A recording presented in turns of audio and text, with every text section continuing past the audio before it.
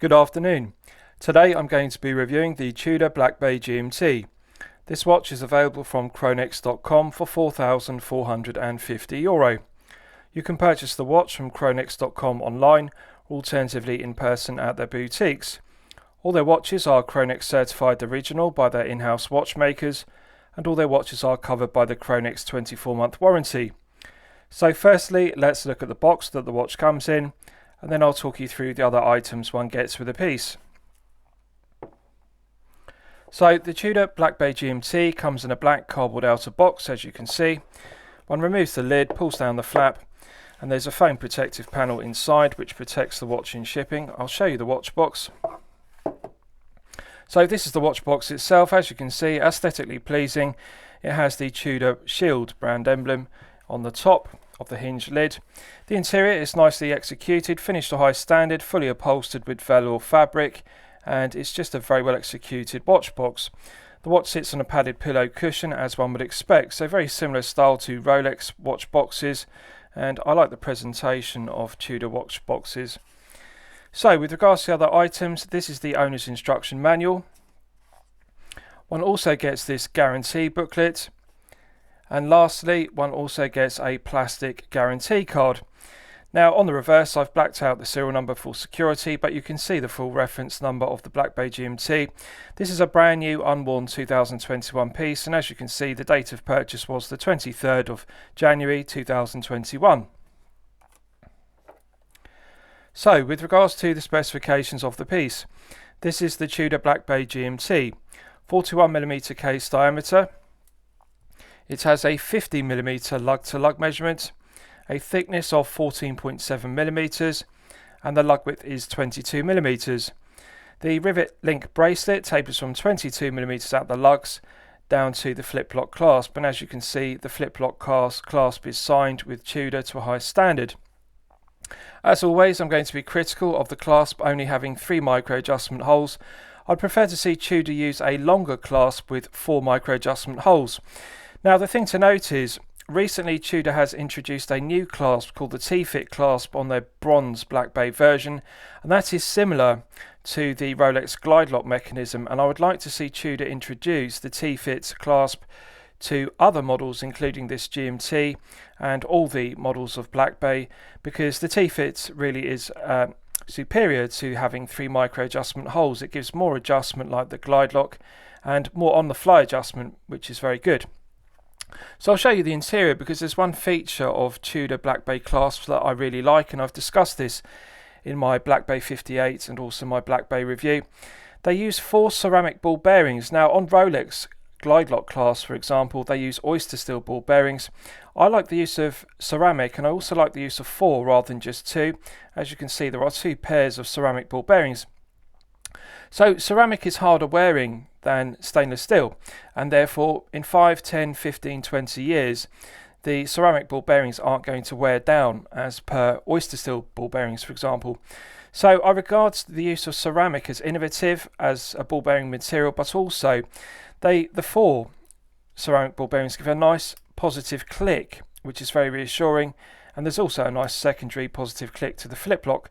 So I think that this is something that Tudor deserve full credit for, because ceramic is more expensive, and also it's innovative because usually steel ball bearings are used. So that's something I really like about Black Bay clasps.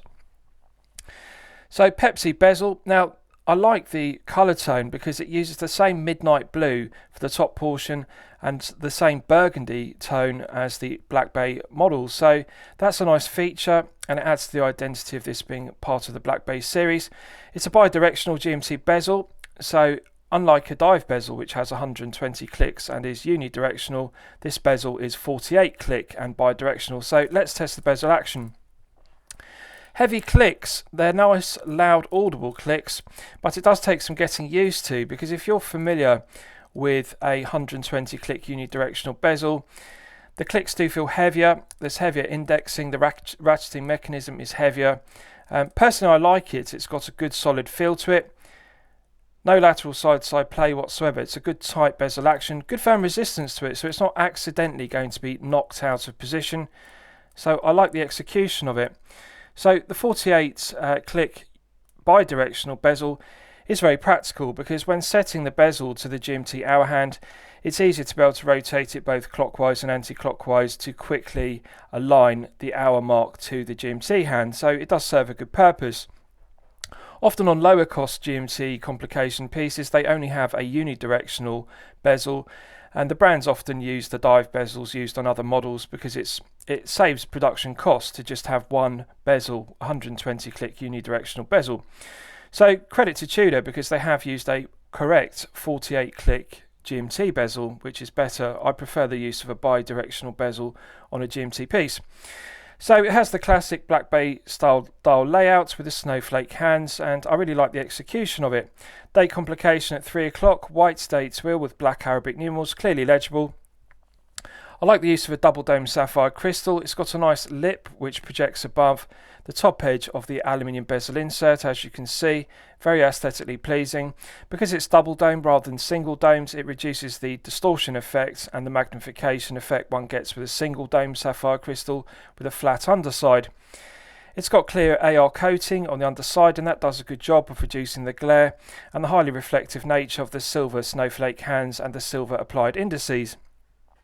Just the right amount of information on the dial. We've got the Tudor Shield and Tudor Geneva, and at the 6 o'clock position it says GMT chronometer officially certified, and that is true. The in-house movement, the caliber MT5652, is COSC chronometer certified. So I like the dial layout, matte black dial, clearly legible, the functionality is outstanding, and I also like the Pepsi bezel, which is very low profile.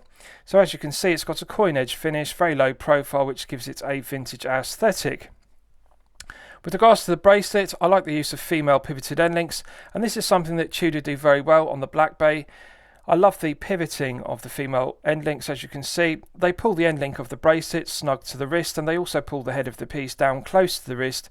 So with a curved undercut, as you can see, the case has got a nice curved undercut profile. It wraps around the wrist very well, and the female pivoted end links add to the comfort level. They really do enhance it. Now, the rivet link bracelet is subjective. Personally, I think this would look better on an oyster style bracelet without the rivet links with smooth flanks, but however, some collectors like the vintage aesthetic of the rivet links. The ends of the rivet links in the bracelet have screw pins, so that means one can resize the bracelet easily. I think it would look better just with straight flanks rather than rivet links, but that's part of the Black Bay identity. Earlier versions of the Black Bay series with the ETA movement had an oyster style bracelet without the rivet links, but then when Tudor changed over to using in-house calibers, they changed to using the rivet link style bracelets, and I think that was a mistake rather than an improvement. So I'll give you a wrist shot and you can see how it fits on my 8-inch wrist. Now, I haven't sized the bracelet, I've simply taken it out of the watch box, and I'm pleased to report that it does actually fit my 8-inch wrist perfectly. As you'll know from my previous reviews, I like to size my bracelets loose, and I can easily slip an index finger underneath the bracelet clasp at all times, and that is the correct sizing method. So with all the links in the bracelet, it fits my wrist to perfection. Now, the thing to note is it has a rather long lug-to-lug measurement of 50mm. Personally, I regard 48mm to be the sweet spot for all wrist sizes, regardless of whether you have a smaller wrist of 6 to 7 inches or a larger wrist of 7 to 8 inches. At 50mm, it is a long case, and it's also a tall piece at 14.7mm tall. So as you can see, the slab sides are quite tall on the wrist, and also the double dome sapphire crystal adds thickness to it. Now, it's not easily going to slip underneath a shirt cuff if you wear business shirts. Really, 13mm is the optimum to easily slip underneath a business shirt cuff. At 14.7, it is a very tall piece, and that's something to bear in mind. Very aesthetically pleasing with a Pepsi bezel, and also the double dome sapphire crystal, which catches the light. It looks like a top hat or box crystal, and it does add to the vintage aesthetic of the low profile coin edge finished bezel. So it's a great looking piece, but it does wear very top heavy on the wrist, and it doesn't feel particularly well balanced because it is incredibly hefty at 187 grams with all the links in the rivet link bracelet. Now, of course, you could significantly reduce the heft of the piece by wearing this on a NATO strap, rubber strap or leather strap, and that would reduce the heft of the piece to under 150 grams. But on the bracelet, even if you remove 4 or 5 of the rivet links, if you have a smaller wrist, you are still going to be wearing a piece which is in excess of 150 grams. And I really regard 150 grams to be the sweet spot to give a nice feeling of heft and wrist presence and comfort for long periods of time, such as 8 to 12 hours per day.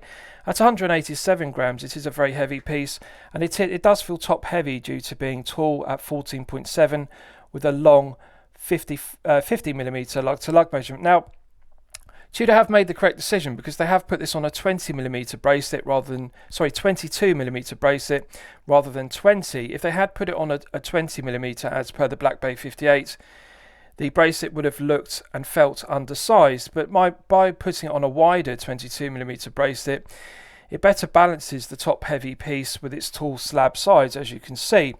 But it still does feel top heavy, and that's something to bear in mind.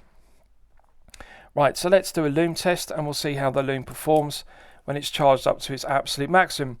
Now, I've got high expectations of this piece. I've previously owned a Tudor Black Bay, which I reviewed on this channel, and I've also reviewed the Black Bay 58 and the Pelagos and also the Black Bay chronograph, and on all of those pieces I was very impressed with the quality of Tudor loom. So I'm going to use my 100 UV LED torch to charge it up to its absolute peak. Right, so that's now fully charged, and as you can see, it has not disappointed. This is top grade Superluminova. Nice green tone to it. It looks similar to C3 Superluminova. And I think they've made the correct choice, because had they used BGW9 Superluminova, like Rolex Chromalight, it would have had a blue tone, and I really don't think blue BGW9 would fit the vintage aesthetic of the Black Bay GMT. The Black Bay really does suit C3 Superluminova, which has a green tone like this. The green tone really does match it. Good legibility on the snowflake hands, and the orientation of the dial is excellent. We've got a large triangle at the 12 o'clock index. So classic Black Bay dial layouts. Now, the date complication means the 3 o'clock index is absent on the dial, but that's perfectly acceptable because it is a date complication piece. The dial still does perform very well. I like the large loom plots on the applied indices, and I also like the use of the snowflake hands. The legibility is outstanding, so very good quality loom, and it's something I really like about the Tudor Black Bay series. Right, so let's discuss the movement used, because it's one of my favourite aspects of the piece. The Black Bay GMT uses the caliber MT5652, which was introduced with the Black Bay GMT in 2018 at Basel World. So the MT in the reference denotes that this is the manufactured Tudor, so that means in-house. It's made in-house by Tudor, and it has 26 joules. It runs at 28,800 vibrations per hour and a frequency of 4 Hz. So one thing I like about 4 Hz movements is if you look at the snowflake second hand, 4 Hz movements have a lovely smooth sweep around the dial rather than 3 Hz movements running at 21,600 vibrations per hour as per Seiko. So I really like the 4 Hz sweep, and really 4 Hz gives the ideal compromise between power reserve and accuracy. The caliber MT5652 has a 70-hour power reserve, which is very impressive. It has hand winding and hacking, which is useful complications, and it is COSC chronometer certified. So COSC chronometer limits are -4 to +6 seconds per day, and I'm pleased to report that this one is very well regulated. It's running consistently at +2 seconds per day when it's fully wound to its maximum 70-hour power reserve. So with regards to the crown, coin edge finished. Beautifully finished with the Tudor rose embossed, as you can see. Beautiful mirror polishing to the Tudor rose. And I like the low profile crown, although it's large. It gives it a vintage aesthetic, but it doesn't dig into the back of the hand or wrist when one flexes the piece on wrist. So it's good that the coin edge finishing feels smooth against the wrist. It doesn't feel sharp. Let's test the action. Absolutely silky smooth. This is sublime. This is a really good crown action. Feels very similar to a Rolex crown action. Minimal resistance required to unscrew it. Now it's got a characteristic pop. The caliber MT5652 pushes the winding stem out of the movement. So in the first position, it's the manual wind position. One can feel the tension in the mainspring gradually building up. Absolute pleasure to manually wind it. Putting it out to the first click position is the hour hand setting position. As you can see, it's got a quick set hour hand, and by cycling it through the 24 hours, one can advance the date complication. If you look closely at the date complication, by cycling through the hour hand through the 24 hours, one can advance the date. So it's good to be able to set the hour hand independently, both clockwise and anti-clockwise, and each of the hours have a nice positive click. They're indexed, so it's easy to align the hour hand with each of the indices on the dial. So that's a feature I like. Pulling it out to the second click position is the conventional time setting position, and as you can see, I can rotate the hour and minute hand and also the red GMT hour hand around the dial. So there are two ways to set the GMT hour hand. One can either cycle around the 24 hours in the normal time setting fashion, or alternatively rotate the bidirectional bezel clockwise or anti-clockwise to align the hour marker on the bezel with the red GMT hour hand. Good foam resistance to the caliber MT5652. Pushing it back in, it's got a nice positive click which restarts the movement, and I'll just test screwing it back down. Immediate pickup on the internal thread and the external thread of the crown tube. Fantastic. This is 10 out of 10 bezel execution.